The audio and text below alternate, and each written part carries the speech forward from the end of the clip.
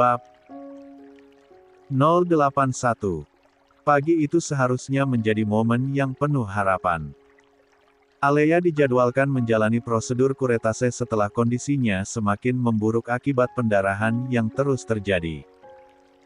Namun, semuanya berubah menjadi kekacauan saat pendarahan Alea kembali memuncak di tengah percakapan mereka. Waktu terasa begitu lambat. Herlina terus menatap pintu IGD yang tertutup rapat. Hatinya dipenuhi ketakutan yang sulit diungkapkan dengan kata-kata. Tak lama kemudian, pintu itu terbuka, dan seorang dokter kandungan keluar dengan raut wajah tegang. Napas Herlina tertahan. Tubuhnya gemetar saat menatap dokter itu, seolah-olah apa yang akan disampaikan bisa mengubal segalanya. Seharusnya sejak tadi malam, Dokter Alea sudah dibawa ke rumah sakit besar untuk penanganan lebih lanjut.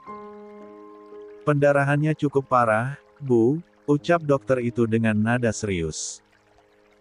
Herlina memegangi kedua tangannya yang terasa dingin, remuk mendengar perkataan dokter. Ya Allah! Gumamnya dengan suara parau. Anak saya memang sudah pernah sempat mengatakan pendarahannya tidak apa-apa. Saya kira itu hanya biasa saja. Dokter menggeleng dengan lembut, tetapi tegas. Pendarahan ini serius, Bu. Tumor jinak yang dimiliki Dokter Alea cukup besar dan telah mendorong janin. Akibatnya, janin tidak bisa menempel dengan baik di dinding rahim. Itu sebabnya Dokter Alea mengalami rasa sakit yang hebat dan perdarahan berulang. 6. Herlina terdiam, hatinya serasa dicubit mendengar penjelasan itu. Namun, sebelum dia sempat berbicara, dokter kembali melanjutkan, kali ini dengan nada yang lebih menenangkan. Sebenarnya janin Dokter Alea masih ada. Gumpalan darah yang ditemui Dokter Mega semalam bukanlah janin, kata dokter itu dengan hati-hati. Tapi kondisi janin tidak berkembang. Jika dibiarkan lebih lama, ini akan sangat menyiksa ibu dan anaknya. Operasi harus segera dilakukan, dan di sini fasilitasnya tidak memadai. Saya sudah menginformasikan untuk rujukan. Herlina sempat merasa lega ketika mendengar janinnya belum sepenuhnya hilang. Namun, kelegaan itu cepat memudar, berganti dengan kesedihan mendalam saat mengetahui janin itu tak memiliki harapan untuk bertahan. Air mata menggenang di sudut matanya, tetapi ia berusaha tetap tegar. Apa tidak ada cara lain, Dok? Tanyanya dengan suara lirih, hampir seperti bisikan. Ini langkah terbaik, jawab dokter sambil menatap Herlina penuh empati. Kami akan pastikan Dokter Alea mendapatkan perawatan terbaik di rumah sakit yang lebih besar. Herlina mengangguk pelan. Jujur saja di dalam hatinya, dia masih berharap janin itu bisa selamat, persis seperti yang Alea alami beberapa minggu sejak mengetahui adanya tumor jinak di rahimnya. Dia berniat mempertahankan walaupun harus menderita, sebagaimana naluri seorang ibu. Dan kini dia pun berada di posisi tersebut. Dikarenakan kondisi sudah mendesak, Herlina pun setuju Alea dirujuk tanpa persetujuan jenderal. Selanjang menuju rumah sakit besar, di dalam ambulans tak hentinya Herlina menatap Alea dengan perasaan terluka. Terluka karena kondisi Alea, serta terluka karena perkataan Alea mengenai Azarin. Mirisnya lagi, hatinya selalu lemah, dan tak berdaya jika anaknya kini sudah terbaring tak sadarkan diri. Seandainya bisa ditukar, Umi rela terbaring di sini, menggantikanmu. Asal, setelah ini kamu berhenti menyakiti adikmu. Herlina menghela napas berat, dadanya terasa sesak saat kembali mengingat kebencian Alea pada Azarin hanya berdasarkan rasa iri. Perjalanan menuju rumah sakit terasa cepat, tetapi di dalam hati Herlina, waktu seolah berjalan lambat, penuh kecemasan yang mencekik. Begitu tiba, Alea langsung dilarikan ke ruang operasi. Herlina hanya bisa menunggu di luar, duduk sendirian di lorong dingin dengan perasaan tak menentu. Herlina menghela napas panjang. Pandangannya tertuju pada pintu ruang operasi yang tertutup rapat, tetapi pikirannya melayang ke berbagai kemungkinan buruk. Dadanya terasa sesak, seolah seluruh udara di ruangan itu menolak memberinya napas yang cukup. Tiba-tiba, langkah kaki terdengar mendekat.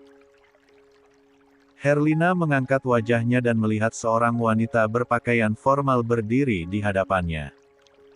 Wajah wanita itu tampak tenang, tetapi ada sesuatu di matanya yang sulit diartikan. "Assalamualaikum, Bu." Herlina langsung membalas, meskipun raut wajahnya dipenuhi kebingungan. "Perkenalkan, saya Vera," ucapnya, memulai percakapan. "Saya kebetulan ada di depan rumah Ibu tadi malam. Saya yang diperintahkan Bu Mahira mengantar kalian ke bandara. Tapi, yang terjadi tadi malam, cukup mengejutkan sekaligus membingungkan saya. Maaf kalau saya lancang, tapi kalau boleh tahu apa yang terjadi." Herlina sempat bingung, tetapi anggukan pelan dari Vera membuatnya mencoba memahami. Dengan napas berat, Herlina mulai menceritakan kejadian malam itu, mulai dari pertengkaran yang terjadi antara Alea dan Azarin, hingga insiden Alea membanting ponsel Azarin yang memicu keributan besar. Azarin tidak terima, katanya dengan nada getir. Dia mendorong Alea, dan itulah yang membuat Alea 7. Mengalami pendarahan. Vera mendengarkan dengan saksama, sesekali mengangguk, tetapi matanya menyimpan tujuan lain. Dengan hati-hati, dia mencoba memancing Herlina untuk bicara lebih banyak, hingga akhirnya dia menangkap rencana yang terlintas dalam benak Alea, dan keluarga suaminya, keinginan untuk membawa Azarin ke jalur hukum.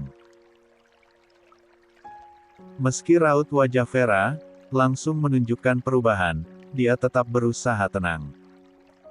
Namun, di tengah obrolan itu, Herlina tiba-tiba mengubah arah pembicaraan.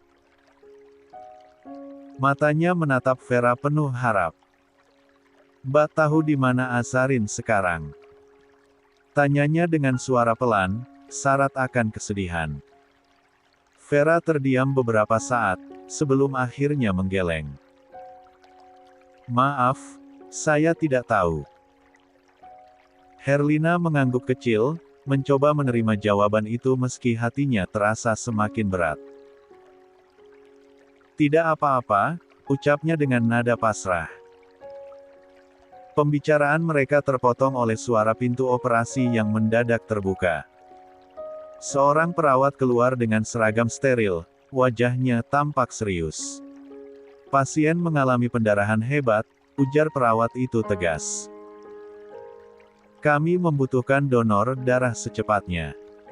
Sayangnya, stok darah A+ saat ini kosong, baik di rumah sakit maupun di PMI.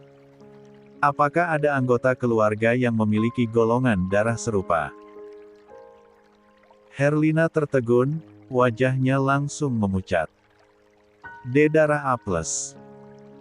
Tanyanya tergagap, seolah tak percaya dengan apa yang baru saja didengarnya. Perawat itu mengangguk. "Kami sudah menghubungi bank darah, tetapi tidak ada stok sama sekali. Jika ada anggota keluarga dengan darah serupa, kami membutuhkan bantuan segera." Herlina mengusap wajahnya dengan tangan yang gemetar, mencoba berpikir di tengah kepanikan. "Ayahnya sudah meninggal," ujarnya pelan.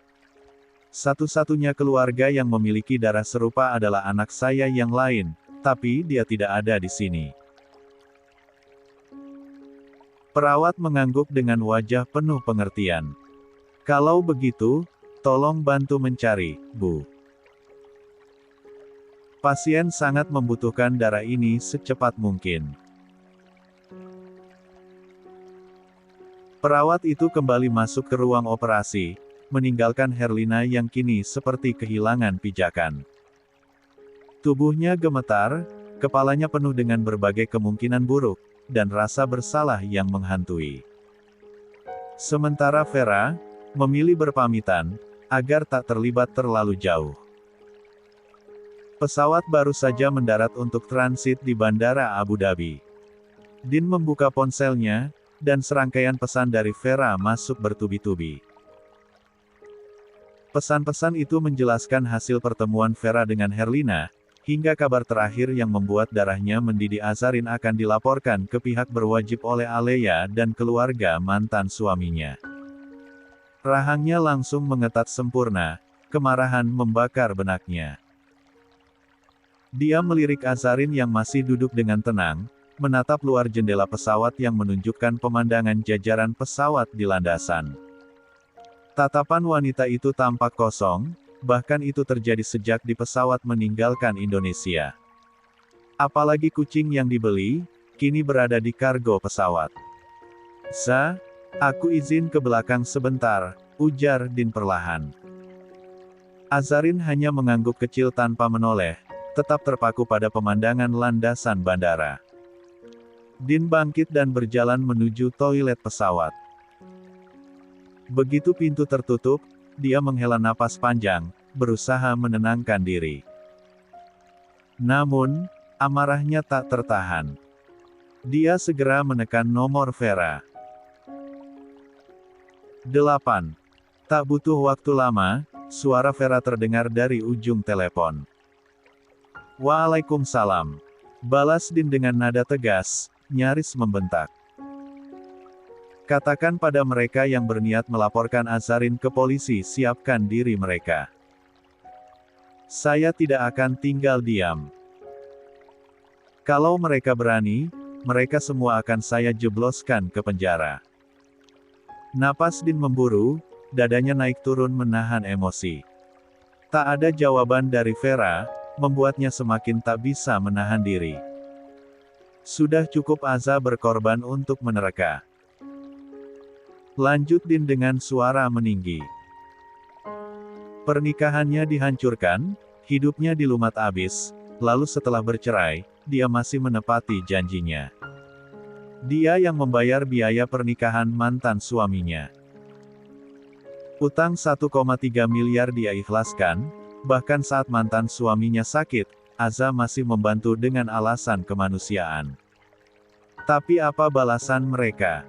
Melaporkannya ke polisi. Dasar tidak tahu terima kasih. Din menunduk, menggenggam pinggir wastafel dengan erat.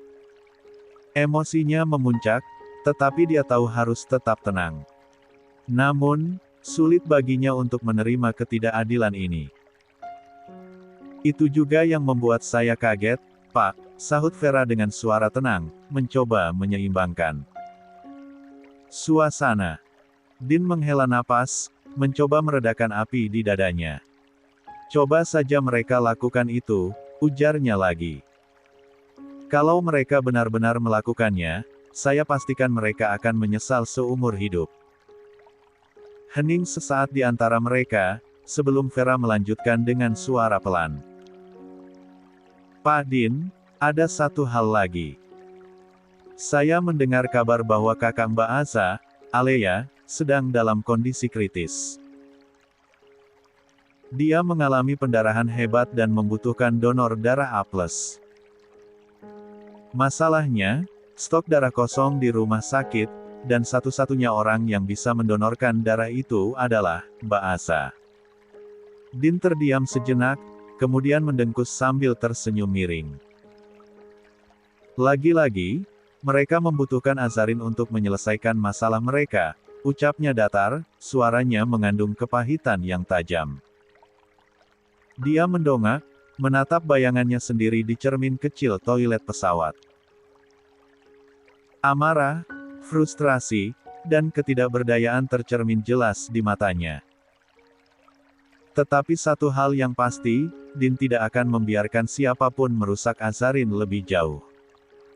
Dia akan berdiri di barisan depan, melindungi wanita itu dari siapapun yang ingin menyakitinya.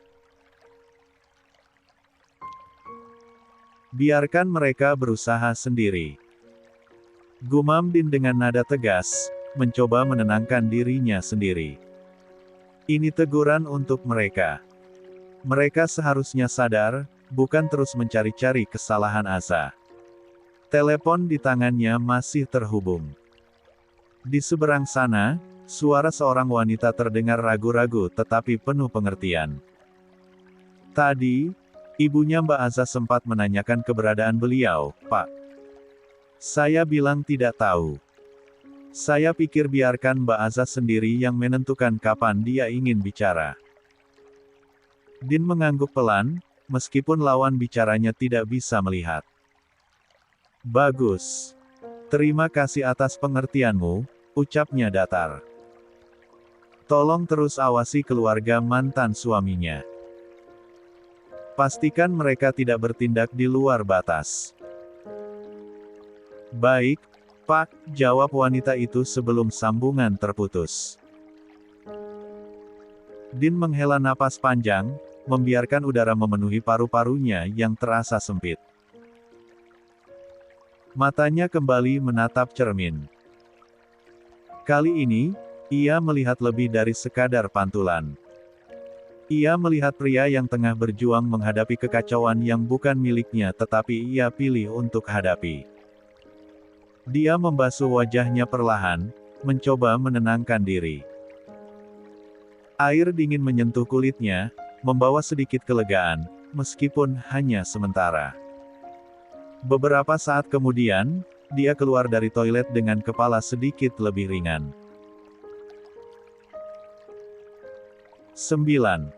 Mereka memiliki waktu transit 7 jam di Abu Dhabi. Din memutuskan untuk memanfaatkan waktu itu sebaik-baiknya. Dia tahu Azarin butuh sesuatu yang berbeda, sesuatu yang bisa memberinya ruang bernapas dari beban yang terus menghantui. Apalagi ini pertama kali Azarin melakukan perjalanan ke luar negeri. Azarin masih duduk di kursinya, dia menatap keluar jendela pesawat. Sikapnya yang tak berubah sejak tadi membuat Din merasakan betapa dalam luka yang tersimpan di hati wanita itu. Sesekali, dia menggeser pandangannya, mencoba membaca ekspresi di balik cadar yang Azarin kenakan, tetapi yang ia temukan hanyalah hening yang mencekam.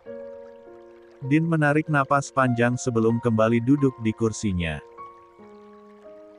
Dia mengatur raut wajahnya, berusaha menampilkan ekspresi hangat yang tidak akan membuat Azarin merasa tertekan.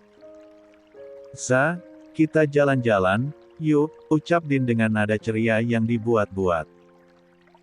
Azarin menoleh perlahan, tetapi matanya tak langsung menatap Din. "Kemana?" tanyanya singkat, suaranya hampir tak terdengar. Din terdiam sejenak, berpikir. Tak lama, ide itu muncul, menghadirkan sedikit kilauan di matanya. "Gimana kalau kita ke Sheikh Zayed Grand Mosque? Salah satu masjid terbesar dan terindah di dunia," tawarnya dengan semangat. Azarin tidak langsung menjawab, tetapi kata "masjid" itu sepertinya menyentuh sesuatu di hatinya. Raut wajahnya yang semula datar perlahan berubah lembut. Meski Din tak menyadari, wanita itu akhirnya mengangguk kecil. "Boleh," jawabnya lirih. Din tersenyum tipis, merasa lega. Dia segera mempersilakan Azarin turun lebih dulu dari pesawat, mengikuti di belakang dengan menjaga jarak aman.